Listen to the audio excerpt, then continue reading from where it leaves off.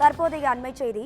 100 நாள் வேலை திட்ட பயனாளிகளுக்கு கடந்த 2 மாதங்களாக சம்பளம் தரவில்லை என்றும், புத்தாண்டு முதல் வேலை வழங்கவில்லை எனவும் எதிர்க்கட்சித் தலைவர் எடப்பாடி பழனிசாமி குற்றம் சாட்டியிருக்கிறார்.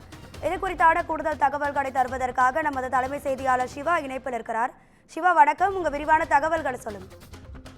ராதிகா, 100 நாள் வேலை திட்ட பயனாளிகளுக்கு கடந்த 2 மாதங்களாக சம்பளம் வழங்காமலும் புதிய ஆண்டிலிருந்து வேலை வழங்காமலும் அவர்களை வஞ்சித்து வரக்கூடிய திமுக அரசுக்கு கண்டனம் என்று அதிமுக பொதுச் செயலாளர் எடப்பாடி பழனிசாமி அவர் அறிக்கையில குறிப்பிட்டிருக்கிறார். இது தொடர்பாக அவர் வெளியிட்டிருக்கக்கூடிய இந்த அறிக்கையில மகாத்மா காந்தி தேசிய ஊரக வேலை வாய்ப்பு உறுதி திட்டத்தில் உள்ள 100 நாள் வேலை 150 நாளாக உயர்த்தப்படும் என்றும், சம்பளம் 300 ரூபாயாக உயர்த்தி வழங்கப்படும் என்றும், 100 நாள் வேலை திட்டம் பேரூராட்சிகளுக்கும் விரிவுபடுத்தப்படும் என்றும் 2021 சட்டமன்ற பொதுத் தேர்தலின் போது வாக்குறுதியாக அளித்து ஆட்சிக்கு வந்திருக்கக்கூடிய திமுக அரசு இதுவரை இந்த வாக்குறுதியை நிறைவேற்றுவதற்கு எந்த நடவடிக்கையும் எடுக்கவில்லை என்ற ஒரு குற்றச்சாட்டோடு இந்த அறிக்கையை அவர் தொடங்கியிருக்கிறார்.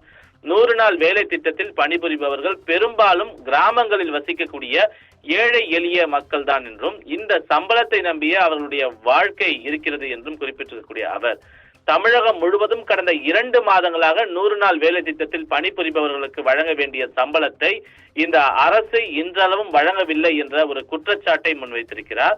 இந்த அரசில் 100 நாள் வேலையையே நம்பி வாழக்கூடிய ஏழை எளிய கிராம மக்களுக்கு 2 மாதங்களாக சம்பளம் வழங்காததால் பணம் இல்லாத நிலையில இந்த ஆண்டு தைப்பொங்கல் கொண்டாட முடியாத சூழ்நிலையில் அவர்கள் இருந்திருக்கிறார்கள். அந்த நிலையை திமுக அரசு அவர்களுக்கு ஏற்படுத்தியிருக்கிறது என்றும், இதற்கு தன்னுடைய கடுமையான கண்டனம் என்றும் அவர் குறிப்பிட்டிருக்கிறார்.